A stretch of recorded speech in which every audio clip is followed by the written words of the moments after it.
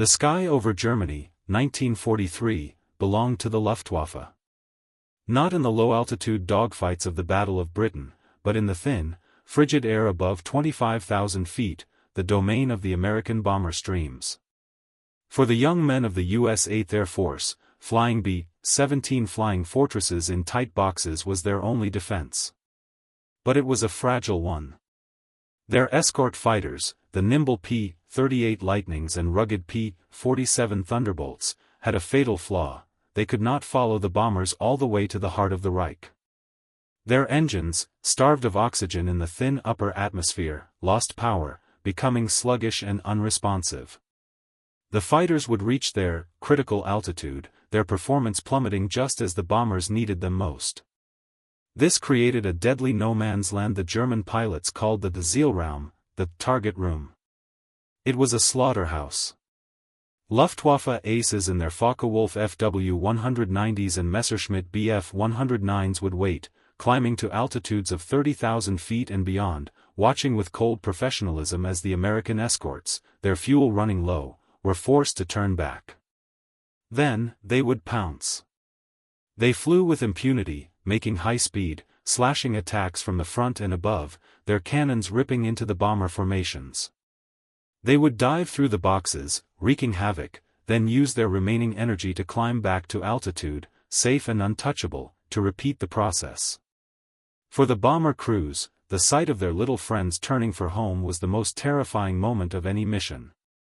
They were left alone, flying straight and level, a slow-moving feast for the wolves of the sky.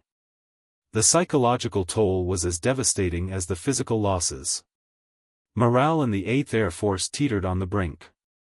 They were being bled white, and there seemed to be no answer. The Luftwaffe aces, men like Walter Nowotny and Heinz Barr, accumulated staggering kill counts. They developed a contempt for the American fighters, viewing them as short-legged, inferior machines that posed no threat in their high-altitude sanctuary. They fought on their terms, from a position of absolute advantage. But across the Atlantic, an answer had been in the works for years, born not from a fighter pilot's request, but from the mind of a brilliant, stubborn Dutch engineer working for the American government. His name was Sanford Alexander Moss, and his life's work was the turbo-supercharger. It was a labyrinthine system of ducts and turbines, a piece of machinery so complex it seemed better suited to a power plant than a fighter plane. The P-47 Thunderbolt, a massive, barrel-chested aircraft built around the powerful Pratt & Whitney R-2800 double Wasp engine, was the only airframe big and strong enough to carry it. The Jug, as it was nicknamed, was initially mocked for its size. It was the heaviest single-engine fighter of the war. But its bulk hid a revolutionary secret. Moss's turbo-supercharger was a masterpiece of energy recycling. It was mounted in the rear of the fuselage, fed by exhaust gases from the engine. These superhot gases would spin a turbine at incredible speeds, which in turn powered a centrifugal compressor. This compressor would then force dense, pressurized air back into the engine's intake, far forward in the nose, through a long, complex intercooler duct that snaked through the airframe. This meant that as the P-47 climbed and the outside air grew thin, the turbocharger worked harder, forcing the same volume of thick, sea-level air into the engine. While other fighters gasped for breath, the Thunderbolt's engine sang with full power. At 25,000 feet, where a Spitfire's performance fell off a cliff, the P-47 was just getting started. It could maintain its blistering speed and crushing power all the way to 30,000, 35,000, even 40,000 feet. This was the altitude where the Luftwaffe aces felt safe. This was the ceiling the Americans were about to shatter. The first P-47 groups arrived in England with this potential, but it was untapped. The pilots, transitioning from lighter, more agile aircraft, were skeptical of the huge fighter. They struggled with its initial climb rate and its roll performance at low altitudes.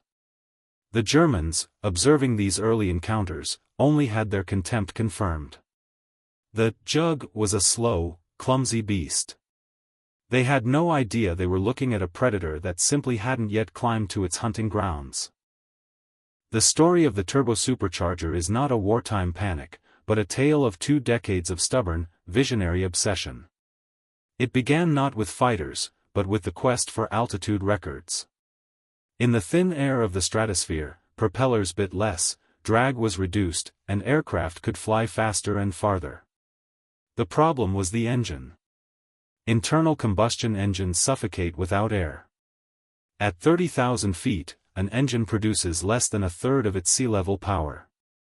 The solution was to force more air into it, to supercharge it. Early mechanical superchargers, gear-driven directly from the engine, provided a boost, but they were heavy and parasitic, sapping power to create power. They also had a fixed performance ceiling. Sanford Moss, working for General Electric, envisioned something else entirely, using the engine's own wasted energy, its scorching, fast-moving exhaust gases, to power a supercharger. It was an elegant, almost poetic concept, recycling waste to create power. His early experiments for the U.S. Army in the 1920s were conducted on a rocky mountaintop in Colorado, simulating high-altitude conditions. The technology was brilliant but temperamental. The turbines, spinning at tens of thousands of RPMs, were prone to failure. The intricate ductwork was heavy and vulnerable. For years, it was a solution in search of a problem. The Air Corps saw it as a complex novelty. But Alexander Kartveli, the brilliant Georgian-born chief designer for Republic Aviation, saw its potential. He was designing a new fighter around the most powerful American radial engine available, the R-2800. It was a beast of an engine, but Kartveli knew it would still be strangled at altitude. He and Moss became an unlikely partnership, the airframe designer and the systems engineer. Kartveli designed the Thunderbolt not as a sleek, lightweight dogfighter, but as a flying power plant. Its massive, circular fuselage was essentially a barrel designed to contain the monstrous engine and the labyrinthine ductwork for the turbo-supercharger. The wings were thick and strong, not for agility, but to carry a tremendous load of fuel and 8 heavy .50 caliber machine guns. Every other fighter of the era was designed to be light, the P-47 was designed to be powerful. The integration was a nightmare of engineering. The system was incredibly complex. Exhaust gases were piped from the engine in the nose, back along the fuselage to spin the turbine in the tail. The compressed air was then piped forward again, through an intercooler to reduce its temperature and increase its density, before finally being fed into the engine's intake. It was a plumber's fever dream, a Rube Goldberg machine of lethal intent. A single crack in a duct, a seized bearing in the turbine, and the entire system would fail. Pilots had to learn a new kind of flying, managing a complex array of controls for the throttle, propeller RPM, mixture, and the turbocharger's wastegate. It was not an airplane for beginners. When the first P-47's rolled off the production line, they were a shock. They were 40% heavier than a Spitfire and looked more like a diesel truck than a fighter plane. Military brass accustomed to sleek, graceful aircraft shook their heads in disbelief. But when those same pilots took it into the thin, cold air above 25,000 feet, a miracle happened. While other planes felt like they were hitting a wall, the Thunderbolt accelerated. The roar of the double Wasp engine, fed by the silent, relentless spin of Moss's turbine in the tail, was the sound of a paradigm shifting. The engineers had done their part. They had built a machine that defied the laws of atmospheric physics. Now, it was up to the pilots to learn how to unleash it, and to teach the Luftwaffe a lesson they never expected to learn. The first P-47 Thunderbolt groups arrived in England in early 1943, a sight that drew skepticism and even mockery. Veteran pilots of the Spitfire and the P-40, used to nimble, responsive aircraft, looked at the hulking jug with disbelief. Its initial climb rate was poor, and at low altitudes, it was outturned and outclimbed by the German fighters.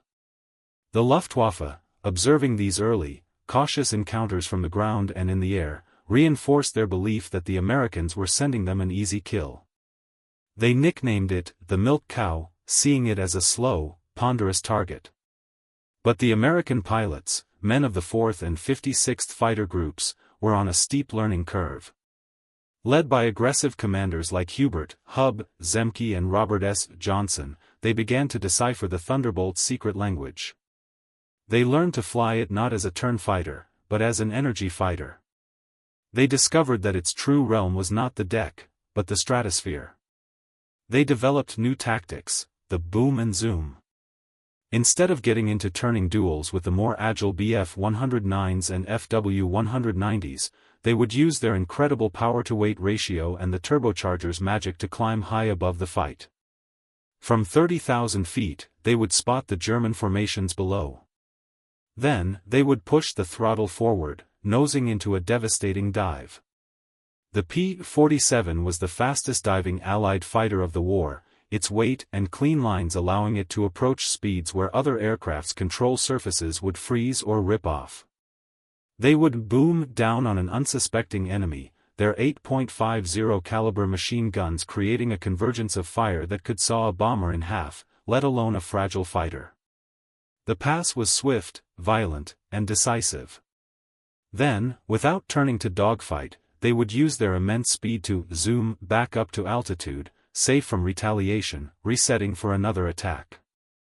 The psychological impact on the Luftwaffe was immediate and profound. The target room was no longer safe. The high ground, the tactical advantage they had held for so long, was suddenly contested by an aircraft that seemed to defy physics. A German pilot, confident in his altitude advantage, would glance in his mirror and see a speck growing with impossible speed into the distinct, thick-set silhouette of a Thunderbolt. There was no time to react, no maneuver to escape the onslaught of .50 caliber slugs. The first encounters were moments of pure shock. German aces, used to dictating the terms of engagement, found themselves on the defensive. The P-47's were hunting them in their own sanctuary. The American pilots, once fearful of the dreaded Abbeville Kids, the elite German fighter wing based in France, now sought them out. They learned to use their aircraft strengths with brutal efficiency. The Thunderbolt was not just a fighter, it was a flying battery. Its 8 guns gave it a wall of firepower, and its rugged construction meant it could absorb staggering damage and still bring its pilot home. Stories began to circulate of P-47's returning to base with cylinders shot off their engines, with gaping holes in their wings and fuselage, yet still flying. It earned a new nickname, the Unbreakable. The Luftwaffe's contempt turned to wary respect, and then to a specific, focused fear. The milk cow had revealed itself to be a bull. And it was charging. The true genius of the turbo-supercharger was not just that it allowed the P-47 to fly high, but that it allowed it to fight there with uncompromised power. At 30,000 feet, the air temperature could plummet to -60 degrees Fahrenheit. The sky turned a deep, dark purple. For pilots not equipped with pressurized cabins, this was the edge of the survivable atmosphere. In this realm, the Luftwaffe's Bf-109G, the primary high-altitude interceptor, was straining at its limits. Its Daimler-Benz engine, equipped with a mechanical supercharger, produced peak power at around 22,000 feet. Above that, its performance fell off sharply. It became sluggish, its climb rate diminished, and its maneuverability suffered. The Fw-190 was even worse. It was a brilliant low-to-medium altitude fighter, but a pig above 25,000 feet. The Thunderbolt, by contrast, was just hitting its stride. The higher it climbed, the harder the turbocharger worked to maintain sea-level air pressure in the intake manifold. At 30,000 feet, the P-47D could still generate over 2,000 horsepower, allowing it to outrun, outdive, and outclimb any German fighter it met. This created a tactical dilemma for the German pilots from which there was no escape. If they tried to climb above the P-47's to regain the advantage, the Thunderbolts would simply follow them, climbing with an ease that seemed like black magic. The German fighters would be slow, wallowing near their stall speed, while the P-47's, engines roaring with full power, would be climbing combat-ready. If the Germans tried to dive away, they were playing into the Thunderbolt's greatest strength. The P-47's dive acceleration was terrifying. A German pilot would push his nose down, but the heavy Jug would tuck in behind him, gaining speed with every second, its 8 guns soon to speak. There was no escape upwards or downwards. The only option was to run level, but the P-47 was faster. The American pilots learned to exploit this mercilessly. They would patrol above the bomber streams, not beside them. They became shepherds, not just escorts. From their high perch, they had the ultimate tactical overview. They could see the German formations gathering for an attack miles away. They could pick their moments, their targets, and their angles. They controlled the engagement before it even began. The Luftwaffe's carefully orchestrated assault tactics, which relied on coordinated, high-altitude attacks, began to disintegrate. The mere presence of a squadron of P-47's prowling at 35,000 feet could disrupt an entire German interception. The aces could no longer line up their textbook attacks on the bombers. They now had to constantly check their 6 o'clock high, a position they had never had to worry about before. The psychological warfare was as effective as the physical one. The fear of the dive, the boom from the deep blue, began to infect the Luftwaffe's fighter arm. They were losing their sanctuary, their one uncontested advantage. The P-47, with its complex, whirring hard in the tail, had not only closed the altitude gap, it had stolen the high ground forever. Beyond its altitude prowess, the P-47 earned a legendary reputation for sheer, unyielding durability. Its radial engine lacked the vulnerable liquid cooling system of the Mustang or Spitfire. A single bullet in a Spitfire's glycol radiator could be a death sentence, but the Thunderbolt's air-cooled double wasp could have multiple cylinders shot away and still run, its power only marginally diminished. Its construction was over-engineered for survival. The cockpit was a protected capsule, with armor plate behind the pilot's seat and a bulletproof glass windscreen. Stories circulated through squadrons that became part of the aircraft's mythos. There was the P-47 that returned to base with a large tree branch embedded in its wing, the pilot having flown low-level strafing and clipped a tree, yet the robust structure held. There was Robert S. Johnson's famous account of his duel with the German ace Egon Mayer, where his Thunderbolt was riddled with over 200 cannon and machine gun hits, its canopy jammed shut, its turbo-supercharger damaged, and yet it flew him home. When he landed, ground crews counted the holes in disbelief. The aircraft was not just a fighter, it was a lifeboat. This ruggedness gave its pilots an immense psychological advantage. They could take risks other pilots wouldn't dare. They could fly through intense flak barrages during ground attack missions, knowing their aircraft could absorb punishment that would destroy a lighter frame. They could make a head-on pass against a German fighter, trusting that they could survive the incoming fire to deliver their own devastating volley. This reputation filtered down to the Luftwaffe. German pilots quickly learned that shooting at a P-47 was often an exercise in frustration. They would pour cannon shells into the bulky fuselage, see pieces fly off, and yet the Jug would keep flying, its 8 guns still firing back with lethal consistency. It bred a sense of futility. You couldn't just hit a Thunderbolt, you had to truly destroy it to bring it down. This durability extended the P-47's effectiveness beyond the pure fighter role. Its ability to carry a massive load and survive heavy ground fire made it the deadliest ground attack aircraft of the European theater.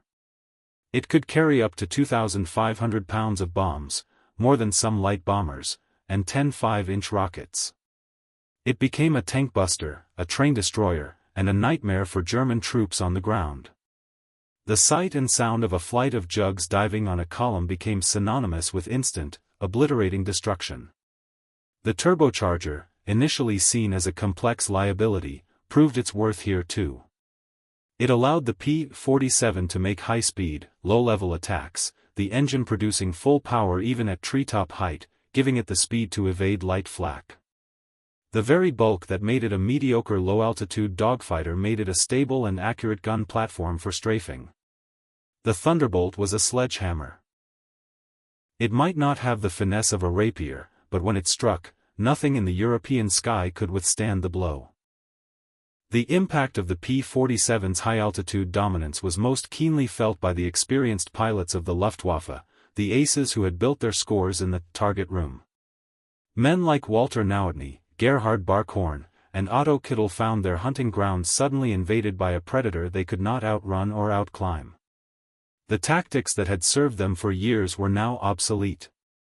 A formation of FW-190s, climbing to position for a classic attack from above and ahead of the bombers, would now find themselves bounced by a flight of Thunderbolts diving with the energy of a falling anvil.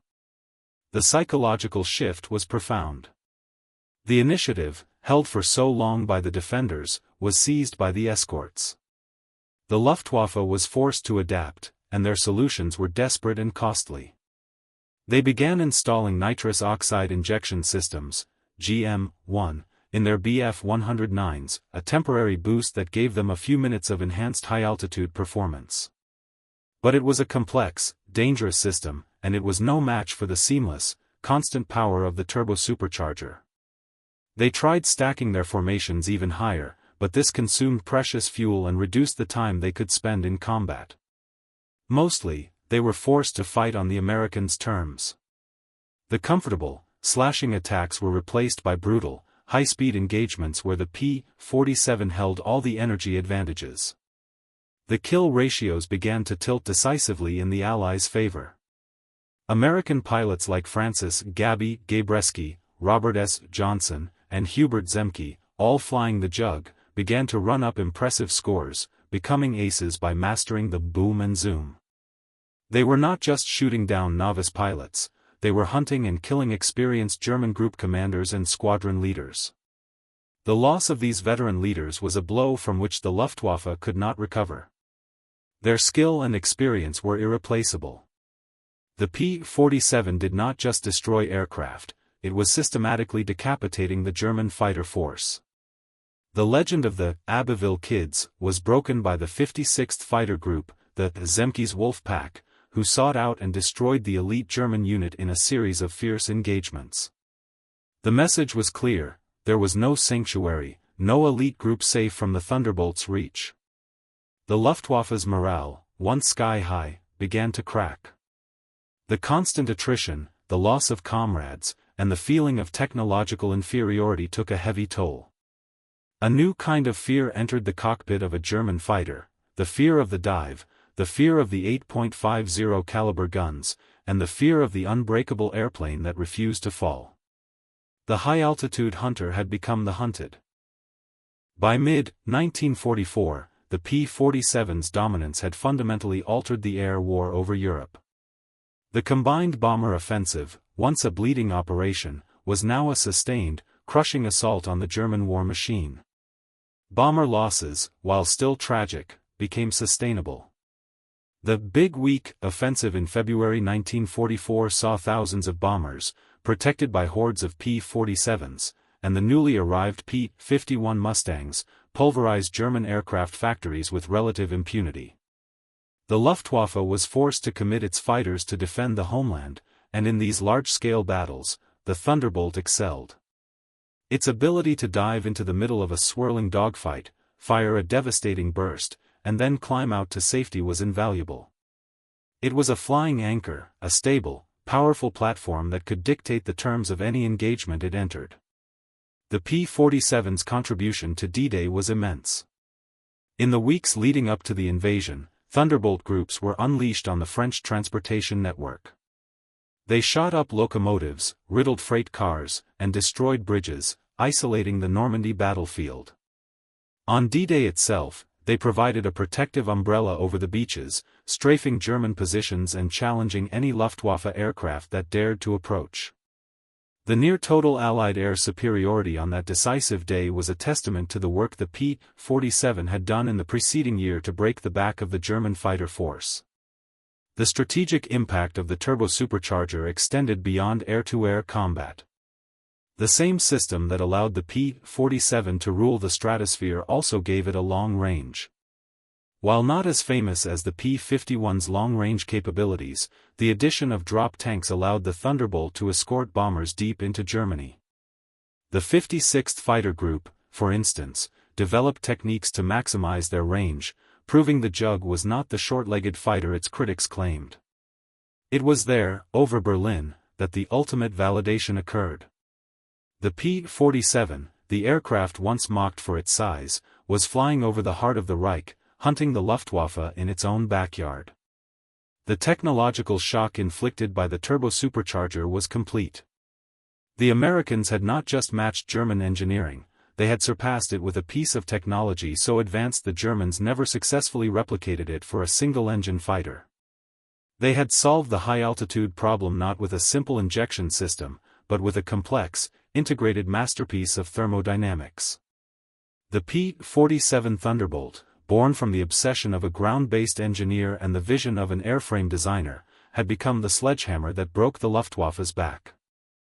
When the guns fell silent in 1945, the P-47 Thunderbolt stood as one of the most successful and versatile fighter aircraft of the Second World War. It was flown by every Allied air force and in every theater of operation. Of the top 10 American aces in Europe, 6 scored the majority of their victories in the P-47.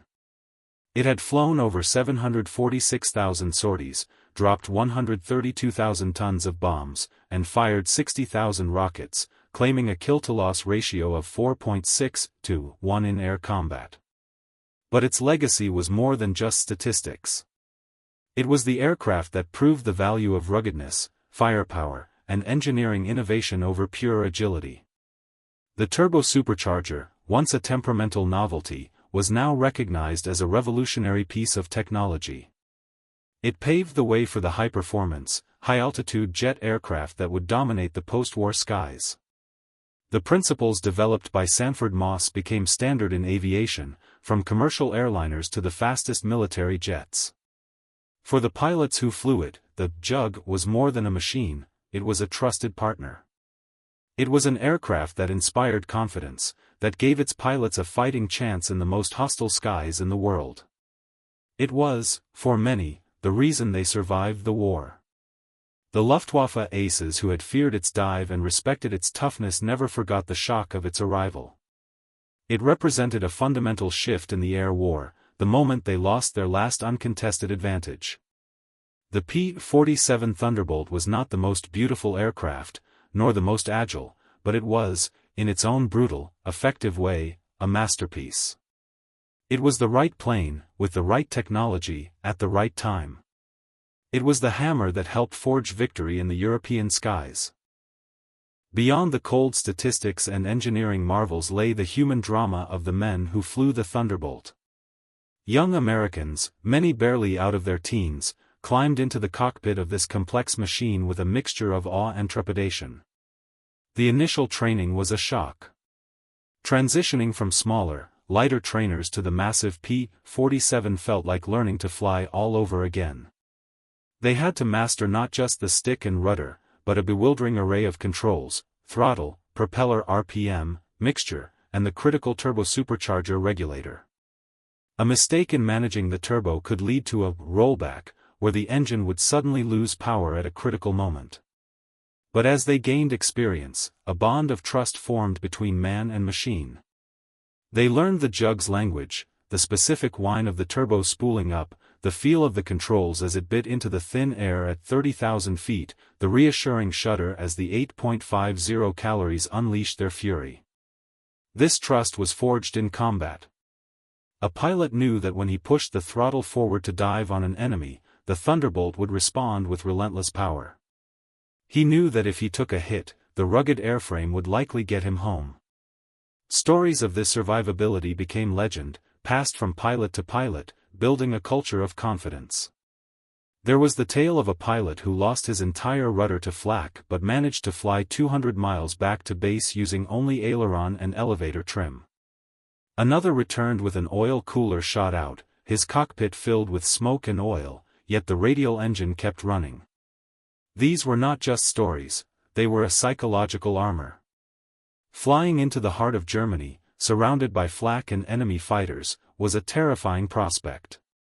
But the sheer physical presence of the P-47, its weight and power, gave its pilots a courage that a more fragile aircraft could not. They developed a swagger, a pride in flying the unbreakable plane. This was complemented by aggressive leadership. Men like Colonel Hubert Hub Zemke of the 56th Fighter Group were tactical innovators, constantly refining the boom and zoom tactics that maximized the Thunderbolt's strengths. He instilled in his pilots an aggressive, hunting mentality. They weren't just escorts, they were hunters, seeking out the Luftwaffe and destroying it. This ethos produced some of the war's most celebrated aces. Francis Gaby Gabreski, the top American ace in Europe for much of the war, scored 28 of his 34.5 victories in the P-47. His philosophy was simple: use the jug's power to get above the enemy, make one devastating pass, and use the resulting speed to escape or reset. Robert S. Johnson's legendary duel, where his badly damaged P-47 absorbed a phenomenal amount of punishment and still brought him home, became a testament to the aircraft's resilience and the pilot's will to survive. For these men, the Thunderbolt was not just a weapon, it was an extension of themselves. It was the platform that allowed their skill, courage, and aggression to flourish. They had tamed the complex beast and turned it into the most feared fighter over Europe, a testament to the powerful synergy between American engineering and the American pilot. The end of the war did not spell the end of the Thunderbolt's service. Its ruggedness and ground attack prowess made it invaluable in the post-war world, serving in the air forces of numerous nations and seeing action in conflicts like the Korean War. But its most enduring legacy is the paradigm it established. The P-47 was a flying declaration that the future of air combat lay in a combination of powerful engines, complex systems, and heavy firepower. It proved that a fighter did not need to be lightweight and nimble to be effective. It could be a heavyweight champion, using its power to control the energy of a fight. The turbo-supercharger, Sanford Moss's obsession, was its revolutionary heart. It was a piece of technology so far ahead of its time that it effectively created a new performance envelope for piston-engined aircraft. The lessons learned from its integration, managing high-energy systems, dealing with heat and pressure, were directly applicable to the jet age that followed. The sound of a P-47 diving from the sun, the roar of the R-2800 and the distinctive whine of the turbo, was the sound of American industrial and scientific might made manifest. It was the sound of a problem, once thought insurmountable, being solved with brutal efficiency. For the Luftwaffe aces who survived the war, the memory of that sound, and the sight of that thick-set silhouette filling their canopy, remained a vivid and humbling memory. They had entered the conflict with tactical and technological advantages, but they were ultimately defeated by an enemy that could out-innovate and outproduce them. The P-47 Thunderbolt, the Jug, was more than just a plane. It was a symbol of that relentless capacity for innovation. It was the unbreakable warrior that climbed to the heavens, hunted the hunters, and forever changed the face of aerial warfare.